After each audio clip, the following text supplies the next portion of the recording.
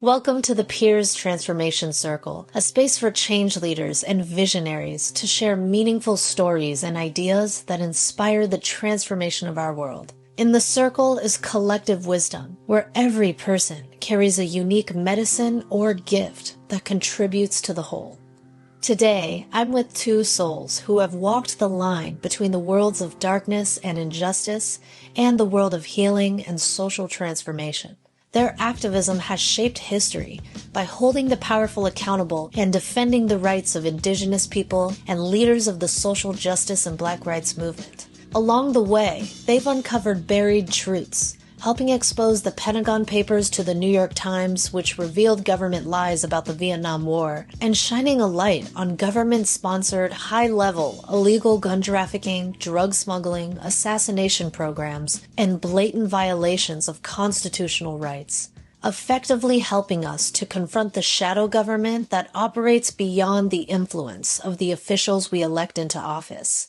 Their legal work has also successfully defended the planet from radioactive waste and nuclear contamination, where unlikely allies, including the National Organization for Women and the Mail Order Jesuit Office of Social Ministries, united in service to something much larger than their differences.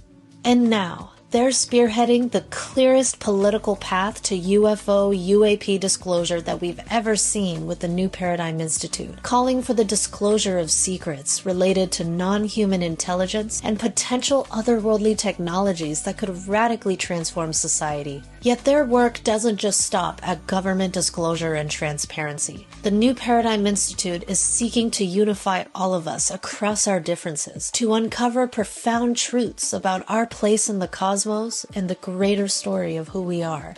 I hope you enjoyed this circle with Sara Nelson and Danny Sheehan. You both look like you're shining and in your purpose right now. It's pretty interesting. I get in trouble. People say, "What do you think about the present situation?" And I say, "This is really interesting." And they say, "Interesting? This is a disaster." This is the wheels are coming off. And I say, the wheels are coming off the national security state. I mean, what are we're supposed to what? Be worried about that? Or so anyway. As this year comes to a close, we're really standing at this fascinating crossroads, navigating this post-election moment and the growing complexity of the global challenges we face. And we want to call everyone, wherever you come from, whoever you are tuning in to this, to take a deep breath with us. When we zoom out, this moment is just one chapter in this ongoing story of humanity, not shaped by one person or one election cycle, but all of us collectively. I always love to speak on Howard Thurman's quote, that truth becomes true in community. What is the story that can bring us all together? Martin Luther King Jr. talks about the creative dissenters who will call our beloved nation to a higher destiny, to a new plateau of compassion, and to a more noble expression of humanness. So we got to face the darkness in order to really see what we're clearly up against. So we're going to start there. We're going to start with the storytelling circle where each of us shares a story of our transformation in the face of all the darkness. And how does your own experience inspire your vision for humanity? I'm going to keep this no more than 10 minutes and just invite you both to stick with that with the circle format. Sounds good? Okay, so how does my own experience inspire my vision for humanity? Well, I'm finishing my 20s and I could be surfing the waves in Thailand right now or making big bucks in the corporate world, but I'm not. And I don't regret where I am though, because I'm doing sacred work and we're doing sacred work that reminds me of the Japanese concept ikigai. When what you love, what you're good at, what you can be paid for, and what the world needs comes together in alignment. And when I was deep in the social justice movement, doing restorative justice work in high schools and advocating for our most vulnerable youth, I began asking deeper questions about how the world really works. Like, what's really driving the mental health and loneliness crisis and the insane wealth inequality that were affecting all the youth and the families I was working with? Where do our taxpayer dollars really go? Why do we spend the most on healthcare but have the worst health outcomes among other developed countries? What's being censored and why? Who's really shaping the media narratives we see? So going down that rabbit hole, I discovered that deep power abuses and cover-ups are widespread, rarely talked about, and happens on both sides of the political aisle. Yet these questions didn't really have a place in the school system because identity politics and culture wars were like what's in. And this is in for many progressive organizations right now, where we're just spending so much time fighting each other. Loretta Ross, who was a survivor of COINTELPRO, once said that if you're more wedded to destabilizing than unifying an organization, part of me is going to think you're naive, and the other part of me is going to think you're a plant. And neither one of those is going to look good on you. So it's been a bit crazy these last several years, and I want to show up and represent the younger generations. So I left my job at the high school, and now I'm the leader of wanttoknow.info, a nonprofit information service founded by a high-level State Department whistleblower named Fred Burks, who dedicated his life to helping educate people on the hidden forces shaping society and driving global events today. And the things I've learned through this work have propelled me outside of my comfort zone. I mean, but being a media activist, I'm committed to discerning what is most relevant and verifiable, and what actually moves the conversation beyond polarizing, simplistic, or sensationalized narratives. For me, Henry Ford saying if people really understood the banking and monetary system, there'd be a revolution in the morning. Well, there's so many other buried truths that I think revolutions would be happening in the morning too. Like things that I've learned related to the long history of human rights abuses at the hands of our criminal justice system, to our intelligence agencies, to our military using our tax dollars to carry out unspeakable war crimes all over the world that you both have helped uncover, and the corporations in food and healthcare that wield immense power over our regulatory agencies, causing lots of harm to our bodies and the planet. The biggest thing for me is realizing that both political parties serve the interests of the money party, who profit lavishly from war, economic inequality, and chronic disease, which I think are three fundamental challenges we face now that are destroying the social fabric of our society. And instead of talking deeply together about these challenges, so much of society is just arguing endlessly with each other or getting lost in speculative rabbit holes that we can do very little to change. It's like when MLK saw pictures of innocent Vietnamese children. That moment changed his life forever. That led him to write his 1967 speech, Beyond Vietnam, A Time to Break Silence, which was even controversial among the civil rights movement, where he says, "We have been repeatedly faced with the cruel irony of watching Negro and white boys on TV screens as they kill and die together, for a nation that has been unable to seat them together in the same schools. And so we watched them in brutal solidarity, burning the huts of a poor village, but we realized that they would hardly live on the same block in Chicago. I could not be silent in the face of such cruel manipulation." Carl Jung said, "Instead of being at the mercy of wild beasts or earthquakes, modern person is battered by the elemental forces of their own psyche. This is the world power that vastly exceeds all other powers on earth, the god of terror who dwells in the human soul." That these ideologies of fear, greed, and hatred have led to consequences that are far worse than any other natural disaster.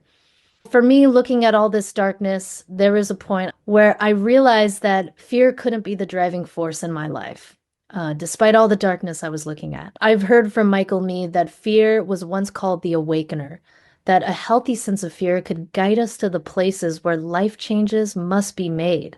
If those given the public trust betray it, then the truth must arise from the depths of the individual human soul. So freeing ourselves from harmful systems starts from within, and none of us are untouched by the shadows in our own life. So poet and activist Bell Hooks, I love what she says, that without an ethic of love shaping the direction of our political vision and our radical aspirations, we are often seduced into continued allegiance to systems of domination. I've centered an ethic of love in my life with my activism. And here I am at Want to Know, compiling profound stories of enemy soldiers coming together in forgiveness and solidarity. The Black musician Daryl Davis, who befriended KKK members with acceptance and respect, which inspired hundreds of KKK members to leave behind their hatred and disavow their allegiances. And I'll never forget how I felt when I read about Nigeria's government not doing anything about the country's stark inequality, and nationwide protests united Nigerians where Christians formed this protective circle around Muslims during these protests. It took my breath away. And all these endless, incredible examples of human resilience, creativity, people working to restore community, heal our planet, use technology for good, and reform our systems. So, this whole process really brought me into a state of awe and wonder about what's possible for humans and how deeply collaborative we actually are, that we might transcend these psychic forces that keep us divided, fearful, and apathetic. Many studies show that we're really not as divided as we think, and that we humans are way less polarized than our elected leaders. My final thought is that going to the world's largest UFO conference this year, Contact in the Desert, and just being in my own discoveries about all the credible information out there on non-human intelligence and fascinating explorations into human consciousness and what we're capable of, and the near-death experience phenomena where people come close to death or even are declared clinically dead, yet return to life with these fascinating experiences that defy conventional understanding of reality and suggest that there's something way larger that we're a part of beyond this physical form. You both have explored these deeper questions, and I'm passing it on to both of you to share a story of your transformation in the face of all the darkness you've uncovered. Clearly, something deeper is driving you both, more than one issue, one problem. So, how does your own experience inspire your vision for humanity? I'm going to be very personal now, which normally I don't do this. What I'm going to be talking about is things that relate to my soul. This 50-year journey mission that Danny and I have been on, I can honestly say that I'm not sure that I could have made this journey without my soul supporting what I'm doing. When I was a leader in the National Organization for Women, leading the National Labor Task Force, so that we communicated with chapters all over the country, and we had zillions of them then, to get support for the Karen Silkwood case and engagement on how we were going to get an investigation into that, because she had been killed by people working for the nuclear industry because she was exposing the dangers of plutonium at the plant where she worked, and the workers were being contaminated, and so was the public. And she was killed when she was delivering evidence to the New York Times, to a New York Times reporter. I had this one day, this question: why am I doing all of this? Why am I doing this? And I went through kind of a soul searching process and came out the other end of it, realizing I'm doing this because of what I learned in Sunday school and Bible camp. And that's it. I realized I'm not first a feminist. I'm not first a person who believes that labor unions help people have better working conditions and better pay and what have you. I'm first a person who has a very deep belief in certain ethical values. And I am trying to live out this understanding that I have about what's right and what's wrong. That was a really major moment, and I think I was about 29. The next thing, which was really, really important to me, was I was at my cousin's house. This was a few years later, and there was a person there who had been trained at the Psychic Institute in Berkeley, and he said, "Well, do you all want to bend the spoons?" And we said, "Oh, okay." I didn't know anything about it, and neither did anybody else. And my cousin just reached in her drawer and pulled out some regular old spoons and passed them around. And we went through a meditation. I just put all my attention into going through the meditation in terms of our, chakra systems and our grounding ourselves way down deep into the earth. And as it began to sort of culminate, he said, "Okay, now imagine and realize that you have this golden liquid light coming down through your crown chakra, and it's coming into your heart. It's coming in, going through your heart, and it's going down your arms." And all of a sudden, I felt the spoon turn into like chewed gum. This is what happened. Here I have it right here, so you can see it. For anybody who's never seen something like that, it has perfect little circles perfect little circles. There's no way I could have done that. It was this liquid golden light that came from out here and down through my arms, and it melted this spoon. And I was like, wow. And because I was such a busy activist, always working, always meeting the next challenge, etc., I didn't like stop and go to the psychic school and try to understand. I just kept going. But I did keep reflecting about this because what it told me, I felt it was like a gift where the universe was telling me, you're not doing this all by yourself. You're not. Don't worry. You can keep going. There's a lot more going on here than you realize. And you need to be strong because of that. Not weak, but strong because you know that. I never forget that we're not alone, that there is tremendous support in the field itself for love, for justice, for healing, for forgiveness, for kindness, for compassion, all of the things that you find in the religious traditions that are being lifted up as guidelines for human behavior. It's real in the field. And that gives me tremendous strength because when we are doing our soul work that we came here to do, and everyone came here to do soul work, it doesn't have to look like ours. It doesn't have to look like yours. It could be a very small path that's totally focused on a small family. It could be a large path that's focused on the world.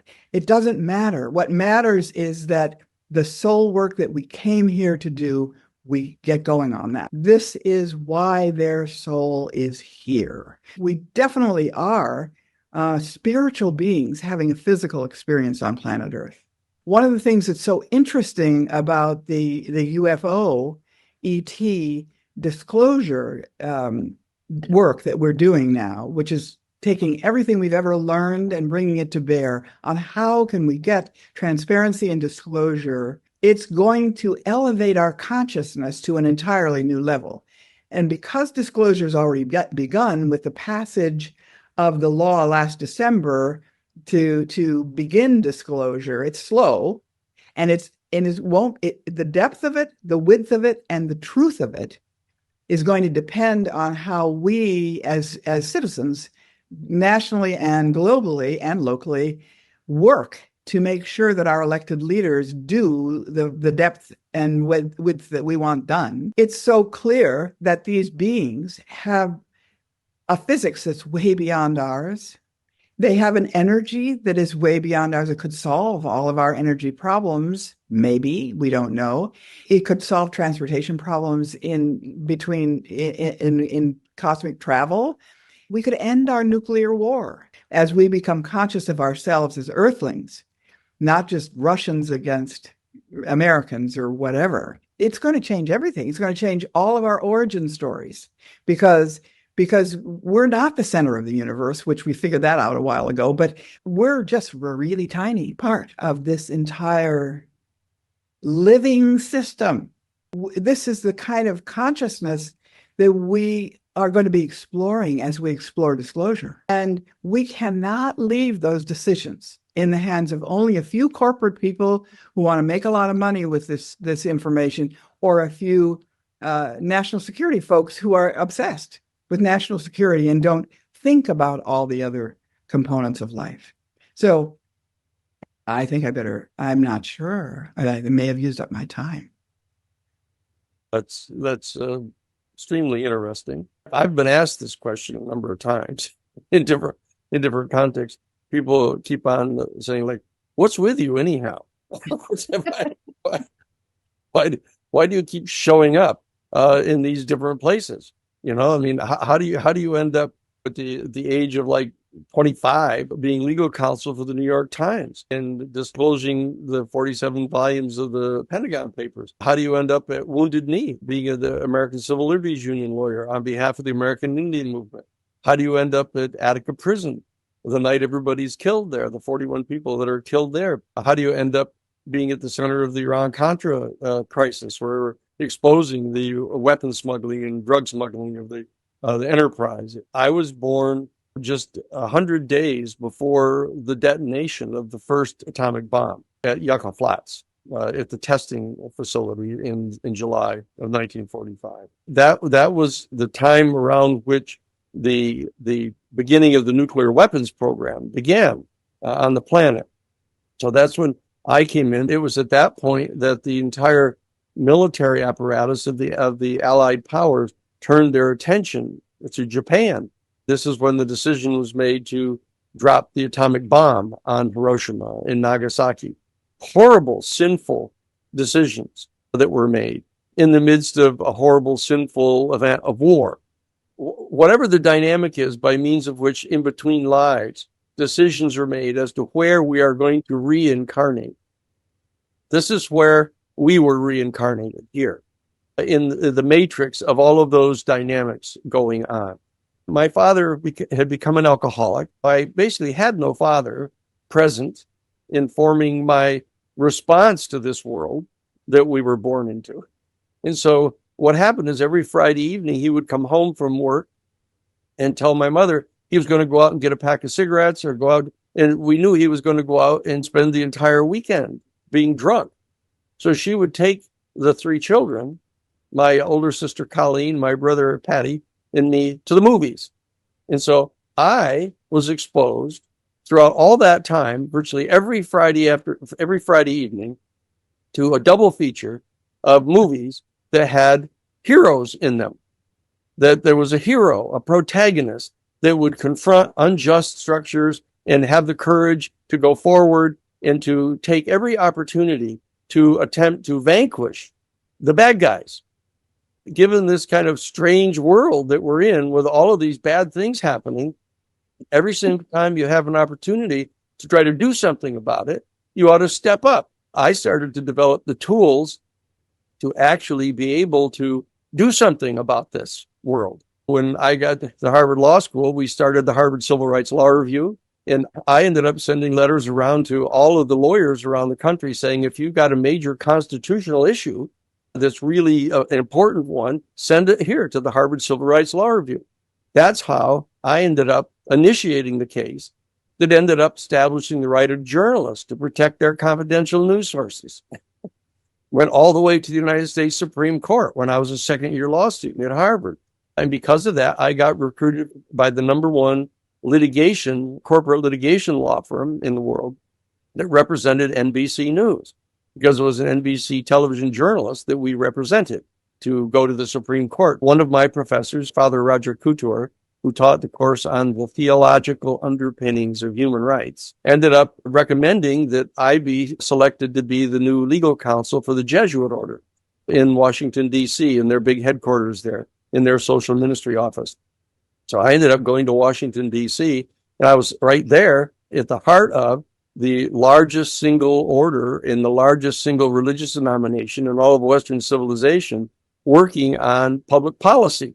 And that's how we ended up doing the cases that when Sara and her sisters at the National Organization for Women contacted me and asked if I was willing to be the legal counsel in the Karen Silkwood case.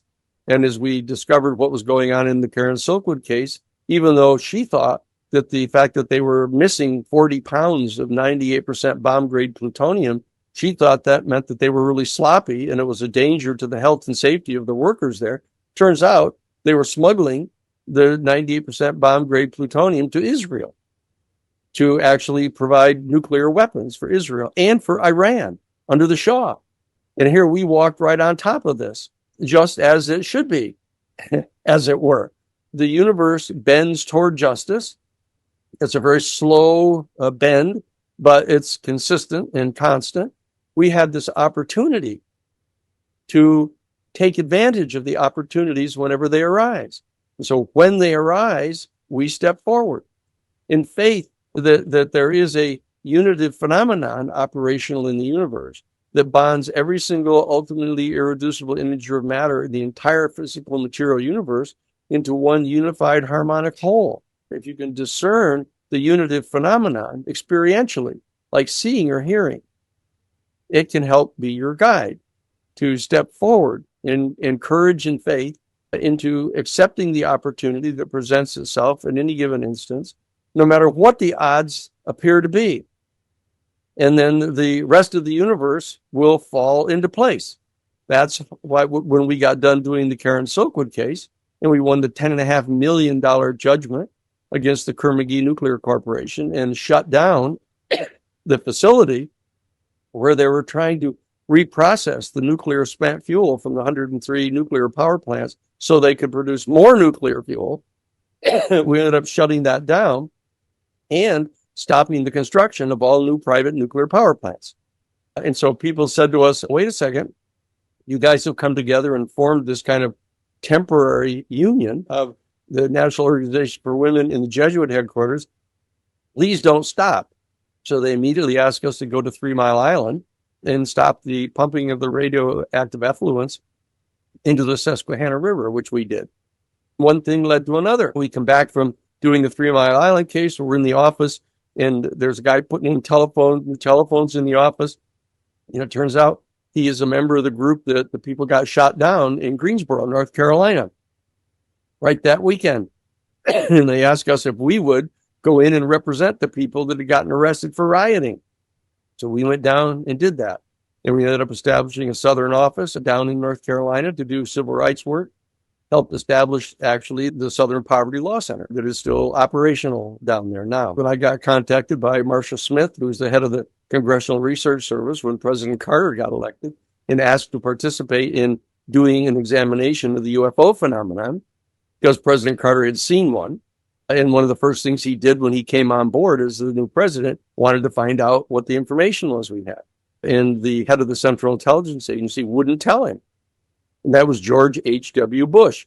Okay. And so that Carter asked to have the Congressional Research Service do this deep investigation. I was later asked to be the lawyer for Dr. John Mack at Harvard. I was contacted by Stephen Greer to become legal counsel for the Disclosure Project. I was later contacted by Steve Bassett to be the legal counsel for the citizens' hearings on UFO disclosure, and finally was contacted by Lou Elizondo, who is the head of the top secret program in the United States Pentagon, the Advanced Aerospace Threat Identification Program, to be his attorney.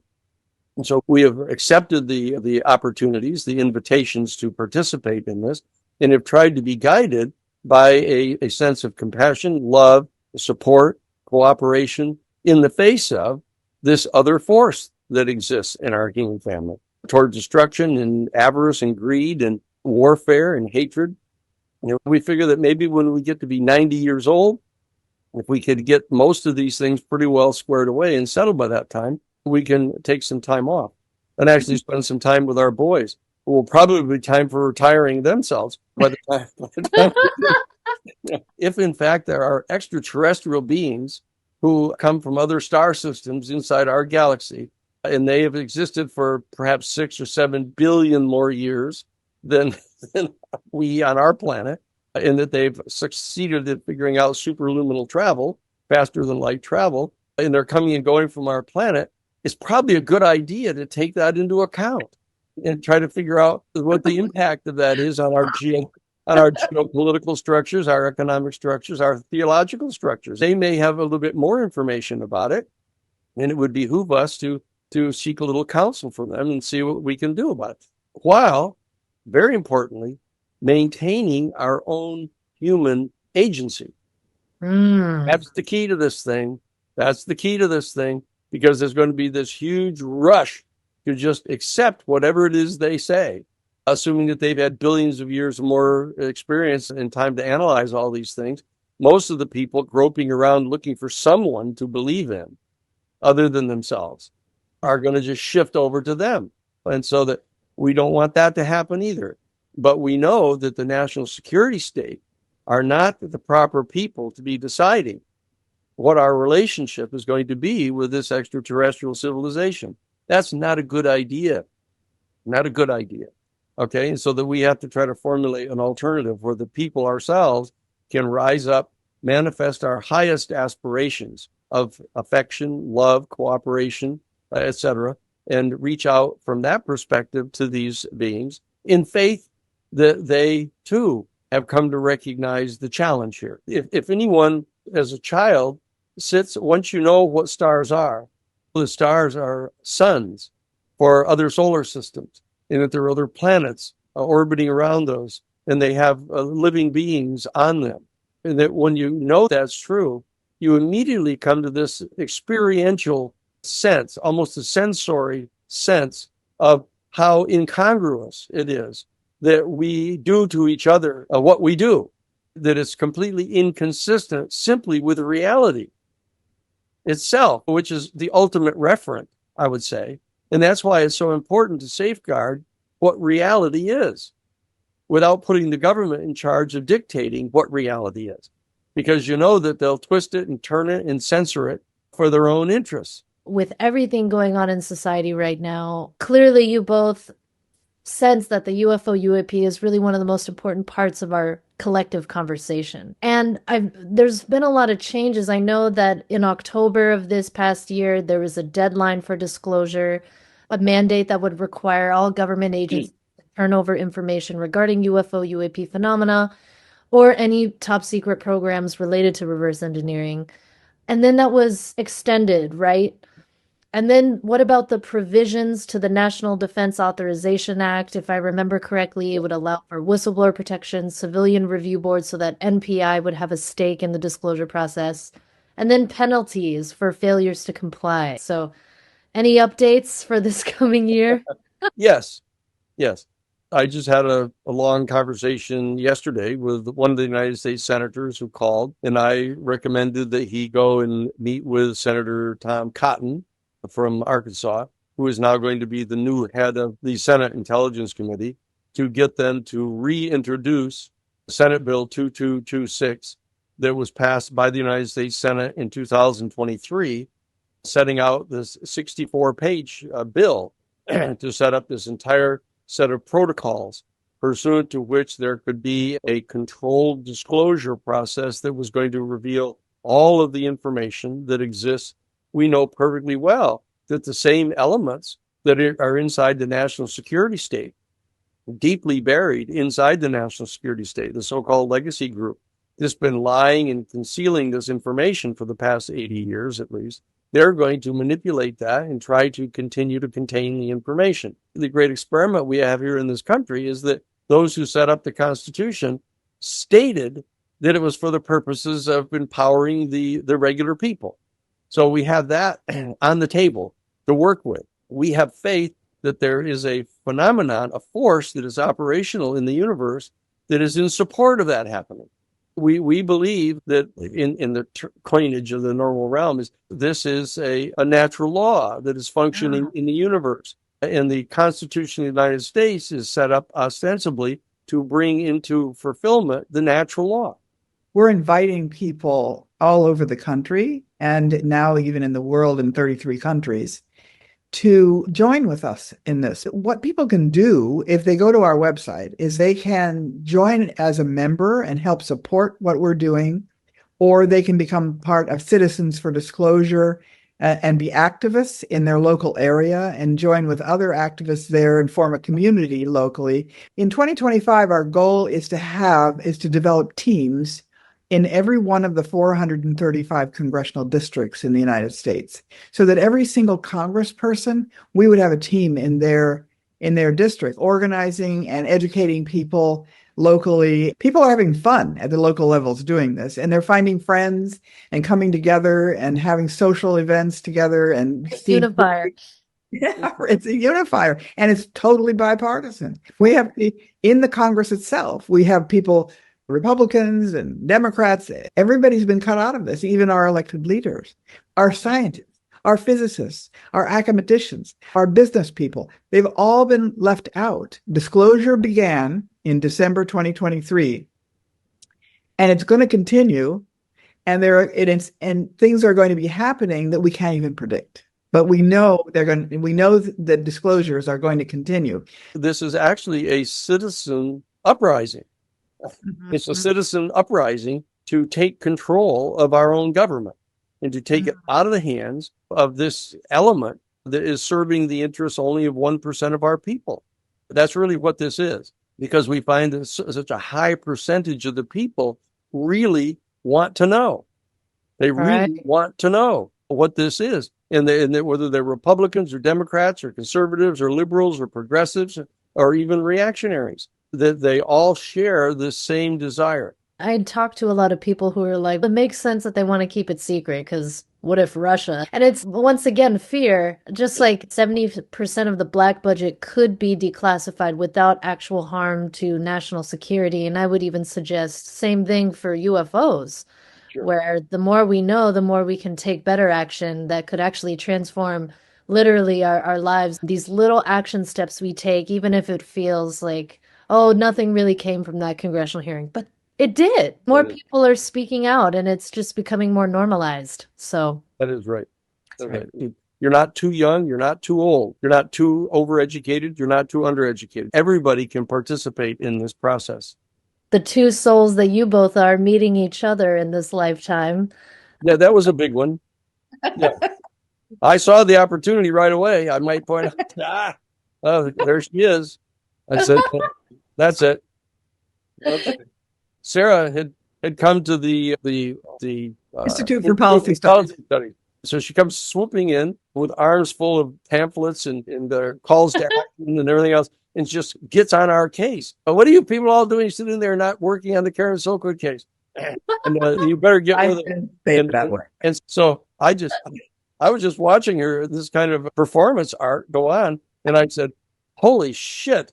I said, this is amazing. This is the most extraordinary human being I've ever seen. I saw him giving this talk, and I was like, there he is. This is the guy I've been looking for. And wow. So then I invited him to go to church with me that night. Right. And he said yes. And that was the beginning of a wonderful relationship. And it's soulmate work. Sara and I are probably part of the same pod. There's I don't know if people have ever read, there's a book by Dr. Michael Newton, The Journey of Souls. He's a professional psychiatrist, and he does regressive hypnotherapy. And he actually had an experience where he was working with a woman trying to figure out what a source of her kind of neurosis was of some kind she had. And goes all the way back and was going back earlier and earlier into, it was a guy actually, this one. It was a guy who went back earlier and earlier into his early childhood until he all of a sudden popped into a previous life and starts going on and on about the details of his life and who he was and who his wife was and who his kids were. And this guy, Michael Newton, flabbergasted. And it's astonishing what the parallels are that everybody talks about in there. And one of the key features is that you actually have this pod of other beings that are like these gossamer little fields of light, different little pods of energy. Michael Tompkins, who is the guy that wrote The Secret Life of Plants and The Secret of the Pyramids, he had me read to him out of that book as he lay dying. He thought was the most profound insight into what goes on in between our lives and what kind of planning goes on. And there's all kinds of discussions about appearing before this group of extraordinarily loving beings of light who review with you your life and start talking to you about what you would like to do in your next incarnation. If you could declassify one secret around UFO UAP phenomena, what would it be? There are index cards in S4 where extraterrestrial beings have been taken to S4, which is in the Area 50. 11 miles from Area 51. Area 51. And this is a very secret place, and S4 is down in the ground, and they've taken living ETs there and down into the ground where they have questioned them. Because in the crash retrievals, there have been times when the ETs have been alive. Danny knows this for sure because he interviewed someone who actually worked at S4. That person's supervisor was interviewing the ET and writing down on index cards what the ET person was saying to him. I want them to declassify the index cards. I would want to know what the specifics are of the communications that have been established with any of the extraterrestrial beings, whether there's some kind of a treaty or whether there's some kind of set of protocols that have been agreed to, and what it reveals, if anything, about the intention of the extraterrestrials. I'd really like to know what the status of that is, because that's where a lot of the work has to get done right now. Who are they? Where do they come from? How long have they been here? What do they want? And how can we communicate with them? The New Paradigm Institute is devoted to finding out the facts. And there's so much conjecture. There's so much imagination. There's so much distortion in the field for this information that we are working really hard to create a site where people can come and feel safe that whatever we're putting on that site, we have vetted. And we brought all the investigative experience that we have from the previous cases and from the research that we've done to do the best we can to give people information they can rely on. Because there's going to be a lot of effort to distort and control people's response. It's just such an honor to have this conversation and to just know you both. You both feel like family to me. Great to talk. Talk soon. Thank you.